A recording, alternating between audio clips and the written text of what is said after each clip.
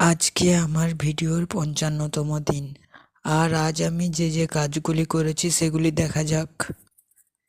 প্রথমে আছে web design, এটি করেছি ৫ মিনিট। তারপর আছে গ্রাফিক ডিজাইন, এটি করা হয়নি। ডেলি ফটোগ্রাফি, এই কাজটি করেছি ৫ মিনিট। ডেলি পেন্টিং, এই কাজটি করা হয়নি। 3D মডেল ডিজাইন, এই কাজটিও করা হয়নি। পিসিবি ডিজাইন, এই কাজটিও করা হয়নি। ডেলি ব্লগিং, এই কাজটি করা হয়েছে।